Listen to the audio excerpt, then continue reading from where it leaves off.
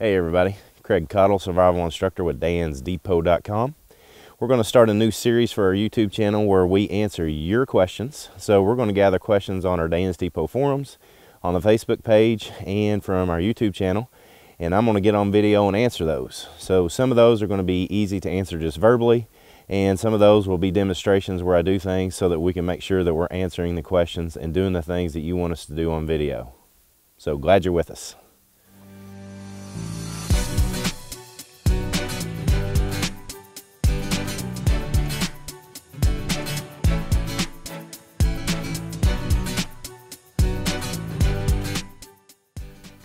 So the first question came from Greg McLaughlin maybe, on the Facebook page, and his question was, how in the heck am I supposed to store a year's worth of water for 4 people? Well, the short and simple answer to that question is I don't think you can. You're going to have so much water for 4 people, it's going to be virtually impossible. So what we're going to recommend is that you get enough water to keep you at least in the short term, and what I mean by the short term is, at least a week, maybe more. And then you got to have some other methodology to purify water, whether that's using drops or tablets or water purifying pumps, filter straws if you're on the move, and bleach solutions, and any number of ways that you can get water and get it filtered to you, and so that you can utilize a large source of water, whether it be a creek, a stream, pond, lake, whatever it is that you can have access to, so that you can get plenty of water to last you for a year. All right, so the next question comes from the forums, and it is from Mike, who asks, what is your thought on carrying a mess kit with your gear? Man, that is a loaded question. We've gone back and forth with the kit on whether we want to make sure that we include a mess kit or not. Mess kit, for those that are not certain of what it is basically your eating utensils. As of right now, I have recommended that we not have the mess kit in the Dans Depot survival kit. Here's why. In a true survival situation, you're not going to care. You're going to eat with your hands, although that might not be the most sanitary methodology. But to get the materials and food to your body that you need, you're not necessarily going to need a mess kit to make that happen. That doesn't mean that we don't always recommend that you have a knife on you. We do. The more knife that we have in the kit is something that we recommend that you have with you all the time. It is not that difficult to fashion a couple of chopsticks or even a fork or a spoon out of wood. You can do that in a matter of a minute with a knife. So that is why we don't necessarily have a mess kit in the kit as of right now. If there's a hard and large demand for it, we'll put it back in there. But right now, we're not going to have the mess kit in the survival kit. The next question comes from Oregon Chick on the dansdepot.com forums. And she asks, if you could offer newbie preppers one piece of advice, or maybe 2 or 3, what would you tell them? All right, that's a fantastic question. So I would offer 2 pieces of advice. Number 1, you got to practice these skills. If you are planning and putting together on paper, or even in your mind, what it is that you're going to do in a survival or prepping situation, and you're not actually running through it, then I suggest that you do that starting now.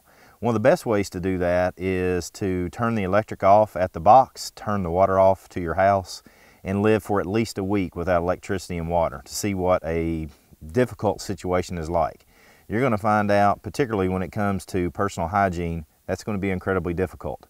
So one of the things that we recommend, again, is to make sure that you get a kit, whether it's our kit or you're starting to put your own materials together, get that together and practice with it. That's why our kit is designed so that you can practice with it over and over and over again. It's not a one and done kit. So that would be my first piece of advice.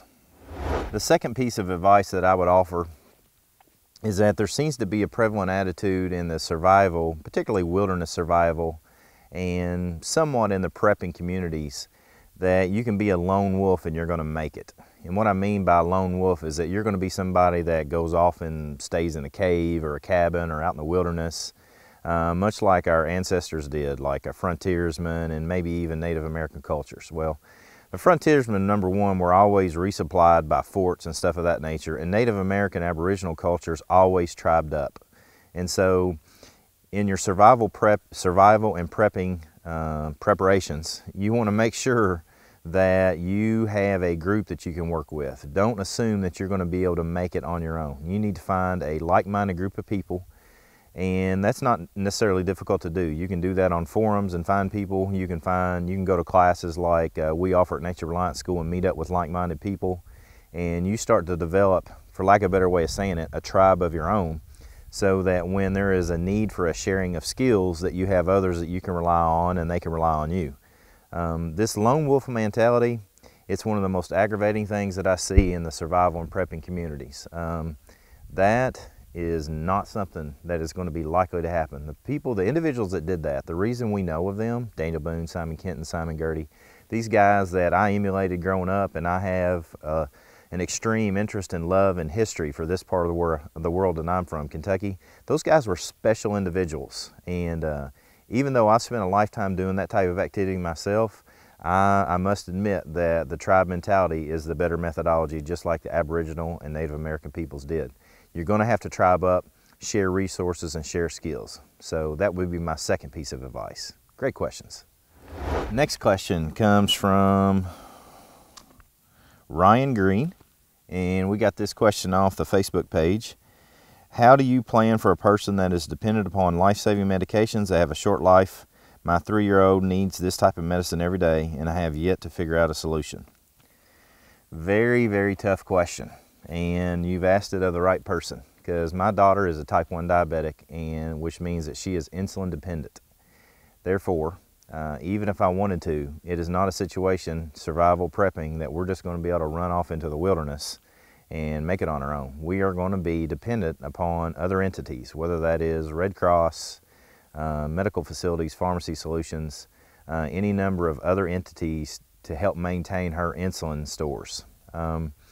That is very tough, and we've had some very serious discussions at our home on the great possibility of not the great, I don't mean great and good, I mean the real possibility, the great in a larger sense, that there might come a situation where we can't get insulin. And so quite frankly, from our perspective, that comes down to a family, if not spiritual, soulful kind of consideration, where you've got to be cognizant of the fact of whoever it is that needs that life-saving medication, and for that matter, anybody else in your life, that you spend every day with them and every second that you can in a positive manner, because life is fleeting. And I'm not trying to be down, but I'm just trying to be factual, is that we're not going to live forever. And if life-saving medications are needed, we need to prep ourselves now so that we can at least do our best in that situation. Now, with insulin, I don't know what medication it is that your child needs, but with insulin and us, we've got enough stored to take care of my daughter for a long time. But we run into situations ourselves where we've got to keep that refrigerated, and if there's no power, that causes a problem. So, you know, you need to figure out methods to make sure you keep things that need to be cool or at a certain temperature, how to do that. So if that's something you need to do, some things you need to invest some time and energy into is solar coolers. You need to dig holes in the ground and see what the ground temperature stays. You can find caves and see what kind of temperature the caves stay if you're nearby such a situation. At the very least, you need to get where water is, because water is typically cooler and you can keep things cool. And those are all things that you need to be doing and studying on your own so that you know how to handle it before you actually need it. So yep, that's our first installment of Survival Q&A with Craig. So feel free to send us some more questions. You can do so on the forums, you can do so on the Facebook page, or you can do it right here in the comment section below. Just leave us a question and we'll do our best to get back to you as soon as possible. We're going to try to do this once a week where we answer your questions on video. So until next time, I hope to see you on or off the trail, or on or off the Facebook page or YouTube channel or the forums. So have a good day.